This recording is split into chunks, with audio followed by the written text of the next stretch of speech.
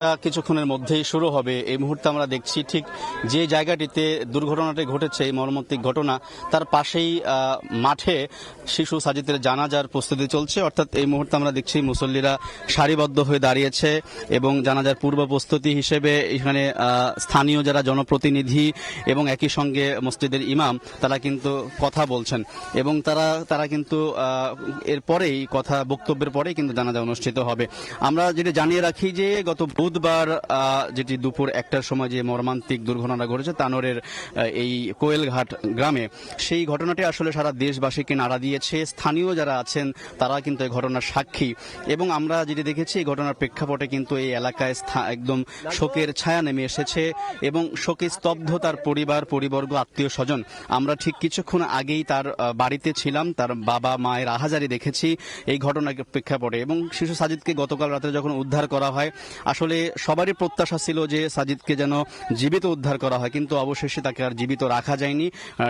চিকিৎসকরা তাকে মৃত ঘোষণা করেছে এবং সাজিদের এই মৃত্যুর ঘটনায়, এই মর্মান্তিক ঘটনায় আসলে এলাকার বাসীর চোখেও আমরা পানি রেখেছি এবং তারা আফসোস করছে এবং তারা বলছেন যে এত মর্মান্তিক যে ঘটনা, যেটি আসলে প্রত্যেকের হৃদয়ে নাড়া দিয়েছে এবং তারা প্রত্যাশা করেছিল তাকে যেন জীবিত উদ্ধার করা যায়, কিন্তু অবশেষে তাকে অনেক চেষ্টা করেও কিন্তু তাকে আসলে বাঁচানো যায়নি।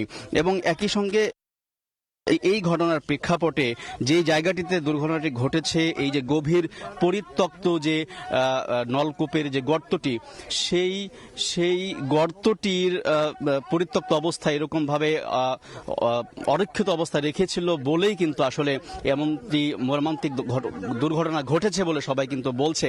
এবং একই সঙ্গে স্থানীয় বাসিন্দারা কিন্তু দাবি করছেন যে এমন ঘটনা যাতে না ঘটে, সবাইকে সচেতন থাকার আহ্বান জানিয়েছেন। এবং একই সঙ্গে যে জায়গাটিতে এই গভীর নলকূপটি ছিল, সেই জায়গাটি এরকম আরো আশপাশে অনেকগুলো জায়গা আছে এরকম যেখানে গর্ত থাকতে পারে বলে স্থানীয়রা অনেকে বলছেন। তো এই ছিল শিশু সাজিদের সাথে যে মর্মা ঘটনা, সেই ঘটনার এবং তার জানাজার নামাজের যে পূর্ব প্রস্তুতি চলছে তার শেষ খবর।